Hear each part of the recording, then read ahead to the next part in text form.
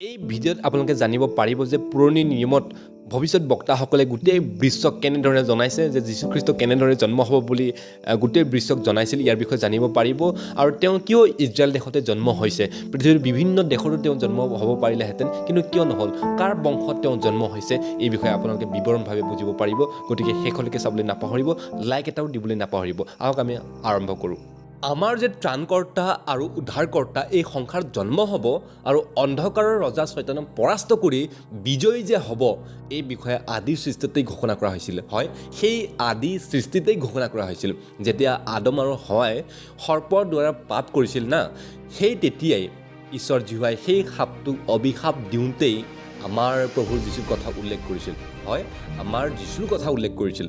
আদি পুস্তক 3:15 লিখিছে, মই তোৰ আৰু নাৰীৰ মাজত, তোৰ বংশ আৰু নাৰীৰ বংশৰে মাজত শত্ৰুতা সৃষ্টি কৰিম বুলি কৈছে। তেওঁ তোৰ মূৰ গুৰি কৰিব আৰু তই তেওঁৰ ভৰিৰ গুৰুহা গুৰি কৰিবি বুলি কৈছে। প্ৰথমতেই আমাৰ যীশুৰ কথা উল্লেখ কৰিছে যে সাপ, যে শয়তান তোমাক তোমাৰ মূৰ নষ্ট কৰিবৰ কাৰণে এজন দাগ জন্ম হ'ব, এজন পুত্ৰ জন্ম হ'ব আৰু তেওঁৱেই তোমাৰ মূৰ নষ্ট কৰিব বুলি কৈছে। ইংলিছত কি লিখিছে, he will bruise your head and you will bruise his heel বুলি কৈছে। প্ৰথমতেই আমাৰ যীশুৰ কথা উল্লেখ কৰিছে আদি পুস্তক 3:15।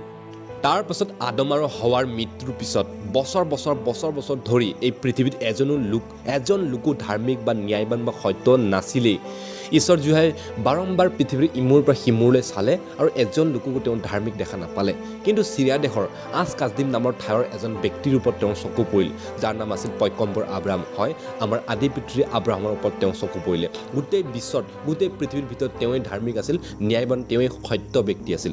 তেওঁৰ ওপৰতে চকু পৰিল আৰু আব্ৰাহামক ঈশ্বৰ জীৱাই ক'লে, আদি পুস্তক 12:1 ক'লে, তুমি তোমাৰ নিজৰ দেশ, তোমাৰ আত্মীয় স্বজন আৰু তোমাৰ পিতৃৰ ঘৰ ত্যাগ কৰি মই যি দেশ তোমাক দেখুৱাম সেই দেশলৈ যোৱা বুলি কৈছে। আৰু আমাৰ আব্ৰাহামে, আমাৰ আদি পিতৃয়ে সেই কথা মতে তেওঁ যাত্ৰা কৰিলে আৰু সেই কাজদিম চিৰিয়া দেশ এৰিলে। তাৰপিছত ঈশ্বৰ জীৱাই আব্ৰাহামক প্ৰতিজ্ঞা কৰিছে যে তোমাৰ বংশৰ দ্বাৰাই গোটেই পৃথিৱীয়ে আশীৰ্বাদ লাভ কৰিব বুলি কৈছে।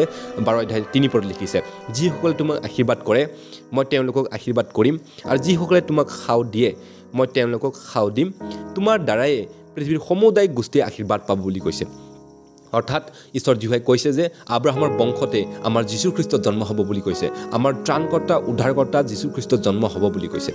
আৰু সেই ঠাই এৰি দিলে, চিৰিয়া দেশ এৰি দিলে, নহ'লে আমাৰ যীশুখ্ৰীষ্টৰ সেই চিৰিয়া দেশতে কাজদিম নামৰ ঠাইতে জন্ম হ'লেহেঁতেন। তাৰপিছত আব্ৰাহামে আহি গ'ল, সেই চিৰিয়া দেশ এৰি ইজিপ্তলৈ আহিলে। ইজিপ্তত থাকোঁতেও তেওঁৰ পুত্ৰ প্ৰসৱ হোৱা নাছিল, তেওঁৰ সন্তান জন্ম হোৱা নাছিল। নহ'লে সেই যদি ইজিপ্ততে যদি আমাৰ আব্ৰাহামে থকাহেঁতেন, তেতিয়াহ'লে আমাৰ যীশুখ্ৰীষ্টৰ জন্ম সেই ইজিপ্ততে হ'লেহেঁতেন। কিন্তু তেওঁ আকৌ আব্ৰাহামে কানান দেশলৈ আহিলে। তাৰপিছত তেওঁ তেনেকৈ ক'ত আহিলে, কানান দেশৰ ইজৰাইললৈ আহিলে আৰু ইজৰাইলতে আমাৰ যীশুখ্ৰীষ্টৰ জন্ম হ'বলগীয়া হৈছে। এই ঘটনাটোৰ আগত আমি জানো যে আব্ৰাহামৰ দুজন সন্তান আছিল আৰু সেই সন্তান দুটিৰ নাম আছিল, এজনৰ নাম আছিল ইছহাক, আনজনৰ নাম আছিল ইছমাইল। ইছমাইলৰ বংশত কিন্তু ঈশ্বৰ জীৱাই প্ৰতিজ্ঞা কৰা নাই যে ইছমাইল বংশতে যীশুখ্ৰীষ্ট জন্ম হ'ব বুলি কোৱা নাই, কিন্তু ইছহাক বংশতহে জন্ম হ'ব বুলি ক'লে। ক'ত লিখিছে, আদি পুস্তক 17:19 লিখিছে, ইছহাকক প্ৰতিজ্ঞা কৰিছে, আব্ৰাহাম প্ৰতিজ্ঞা কৰিছে যে ইছহাকৰ বংশতহে আমাৰ যীশুখ্ৰীষ্ট জন্ম হ'ব বুলি কৈছে। ঈশ্বৰে ক'লে, নহয় তোমাৰ ভাৰ্যা চাৰাই তোমালৈ এটি পুত্ৰ প্ৰসৱ কৰিব আৰু তুমি তেওঁৰ নাম ইছহাক ৰাখিবা। মই চিৰকালৰ এক বিধিৰূপে ইছহাক আৰু তেওঁৰ ভাবি বংশৰ লোকসকলৰ সৈতে মোৰ বিধি স্থাপন বুলি কৈছে। আৰু ইছহাকক কি কৰিছে, আব্ৰাহামক প্ৰতিজ্ঞা কৰিছে যে ইছহাকৰ বংশতে আমাৰ যীশুখ্ৰীষ্ট জন্ম হ'ব বুলি কৈছে। নহ'লে ইছমাইলৰ বংশতো জন্ম হ'ব পাৰিলেহেঁতেন, কিন্তু ইছমাইল বংশত ঈশ্বৰ জীৱাই প্ৰতিজ্ঞা কৰা নাই, ইছহাক বংশতহে আমাৰ যীশুখ্ৰীষ্ট জন্ম হ'ব বুলি কৈছে। এই ঘটনাটোৰ পিছত আমি জানো যে ইছহাকৰ দুটি সন্তান জন্ম হয়, এজনৰ নাম আছিল এছৌ, আনজনৰ নাম আছিল জাকোব, অৰ্থাৎ আব্ৰাহামৰ নাতিয়েক। তো সেই এছৰ বংশত ঈশ্বৰ জীৱাই কিন্তু প্ৰতিজ্ঞা কৰা নাই যে এছৰ বংশত যে আমাৰ যীশুখ্ৰীষ্ট জন্ম হ'ব বুলি কোৱা নাই, কিন্তু জাকোবৰ বংশতহে জন্ম হ'ব বুলি ঈশ্বৰ জীহুৱাই প্ৰতিজ্ঞা কৰিছে, জাকুবক প্ৰতিজ্ঞা কৰিছে। আদি পুস্তক 28:14 লিখিছে, তোমাৰ বংশ পৃথিৱীৰ ধূলিৰ নিচিনা অসংখ্য হ'ব, তুমি পূব পশ্চিম আৰু উত্তৰ আৰু দক্ষিণলৈ বিস্তাৰিত হৈ যাবা, পৃথিৱীৰ সমুদায় জাতি তোমাৰ আৰু তোমাৰ বংশতে আশীৰ্বাদ প্ৰাপ্ত হ'ব বুলি কাক কৈছে, কাক প্ৰতিজ্ঞা কৰি আছে, জাকুবক প্ৰতিজ্ঞা কৰিছে। এছৰ বংশত নহয়, কিন্তু জাকুবৰ বংশতহে। আৰু এই কথাষাৰ আমি লুক 3:34 আমি এই ঘটনাটো আমি সম্পূৰ্ণ হোৱা আমি দেখিবলৈ পাওঁ। এই ঘটনাটোৰ পিছত আমি জাকুবৰ বহু বংশ ওলাল বুলি আমি জানো, আৰু জাকুবৰ বংশ বহুত সিঁচৰিত হৈ বুলি আমি জানো। পৃথিৱীৰ ইমূৰৰ পৰা সিমূৰলৈ সিঁচৰিত হৈ গ'ল। কিছুমান এছিয়া মহাদেশত আহিলে, কিছুমান ইউৰোপ মহাদেশত আহিলে, বিভিন্ন পৃথিৱীৰ ইমূৰৰ পৰা সিমূৰলৈ বিস্তাৰিত হৈ গ'ল, সিঁচৰিত হৈ গ'ল। কিন্তু সেই বংশবোৰত ঈশ্বৰৰ কিন্তু কোনো প্ৰতিজ্ঞা নাই, কিন্তু প্ৰতিজ্ঞা আছিল দাউদৰ বংশতহে প্ৰতিজ্ঞা আছে। দাউদৰ বংশত 2 চমুৱেল 7:12 লিখা আছে, তোমাৰ আয়ুস সম্পূৰ্ণ হ'লে যেতিয়া তুমি নিজ ওপৰ পিতৃসকলৰ লগত নিন্দিত হ'বা, তেতিয়া তোমাৰ ঔৰসত উৎপন্ন হোৱা তোমাৰ পাছৰ বংশ লোকক মই স্থাপন কৰিম আৰু তেওঁৰ ৰাজ্য স্থিৰ কৰিম বুলি দাউদক কৈছে। দাউদক প্ৰতিজ্ঞা কৰিছে যে তোমাৰ বংশতহে জন্ম হ'ব, বেলেগৰ বংশবিলাকত জন্ম নহয়, তোমাৰ বংশ। আৰু দাউদে ক'ত আছিলে? দাউদে ইজৰাইলত আছিলে, জেৰুচালেমত আছিলে। গতিকে সেই ইজৰাইল আৰু জেৰুচালেমত থকাৰ কাৰণে যিহেতু দাউদৰ বংশতহে আছে, আৰু দাউদ ক'ত আছে? দাউদটো আমাৰ ইণ্ডিয়াত নাই, তো ইণ্ডিয়াত কেলৈ জন্ম হ'ব? তেওঁ আছে ইজৰাইলত, গতিকে ইজৰাইলতহে জন্ম হ'ব। গতিকে এই ঘটনাটো আমি মঠি 1:1 আমি সম্পূৰ্ণ হোৱা আমি দেখিবলৈ পাওঁ। এই ঘটনাটো আমি সম্পূৰ্ণ হোৱা আমি দেখিবলৈ পাওঁ। তাৰপিছত ঈশ্বৰ জীহুৱাই যে মনুষ্যৰূপী হৈ এই পৃথিৱীত জন্ম হ'ব আৰু তেওঁ যে আব্ৰাহামৰ বংশতে জন্ম হ'ব সকলোৱে জানিছিল। কিন্তু আব্ৰাহামৰ বংশৰ লোকবিলাক পৃথিৱীৰ ইমূৰৰ পৰা সিমূৰলৈ সিঁচৰিত হৈ গৈছিল। বিভিন্ন দেশত আব্ৰাহামৰ বংশৰ লোকেই আছিল। তো সকলো লোকে কনফিউজ হৈছিল যে কোন দেশত জন্ম হ'ব কোনেও জনা নাছিল। কিন্তু জখৰীয়া নবীৰ দ্বাৰাই, জখৰীয়া ভৱিষ্যত বক্তাৰ দ্বাৰাই ঘোষণা কৰিলে, ঈশ্বৰ জীহুৱাই ঘোষণা কৰিলে যে তেওঁ জেৰুচালেমতে জন্ম হ'ব বুলি তেওঁ ঘোষণা কৰিলে। আৰু জখৰীয়া 9:9 লিখা হৈছে, কি লিখিছে? হে চিয়ন জীয়াৰী, অতিশয় উল্লাস কৰা, হে জেৰুচালেম জীয়াৰী, জয়ধ্বনি কৰা। চোৱা, তোমাৰ ৰজা তোমাৰ ওচৰলৈ ধাৰ্মিকতাৰে আহিছে, তেওঁ ন্যায় পৰিত্ৰাণযুক্ত আৰু নম্ৰ, তেওঁ গাধীৰ পোৱালিতেই উঠি আহিছে বুলি তেওঁ ঘোষণা কৰিলে। অৰ্থাৎ জখৰীয়া নবীয়ে গোটেই বিশ্বক জনাইছে যে তেওঁ জেৰুচালেমত জন্ম হ'ব বুলি কৈছে। আৰু এই কথাষাৰ 520 BC তেওঁ এই কথাষাৰ ঘোষণা কৰিছে, গোটেই বিশ্বক জনাইছে। তাৰপিছত বিশ্বৰ সকলো লোকে জানিলে যে তেওঁ জেৰুচালেমতে জন্ম হ'ব। কিন্তু জেৰুচালেমৰ কোনটো ঠাইত জন্ম হ'ব কোনেও জনা নাছিল।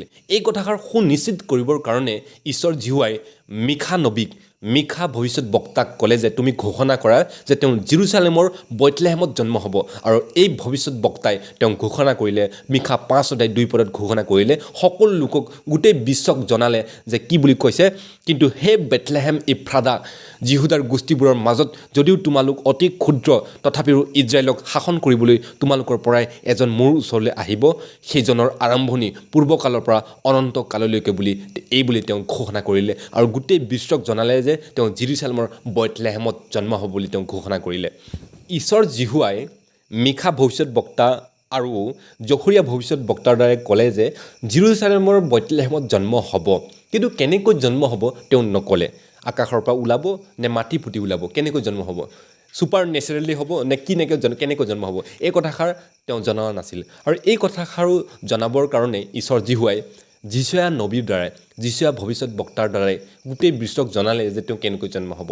যিচয়া ভৱিষ্যত বক্তা 7:14 লিখিলে, এই হেতুকে প্ৰভুৱে নিজেই তোমালোক এটা চিন দেখাব বুলি ক'লে। কি চিন দিব?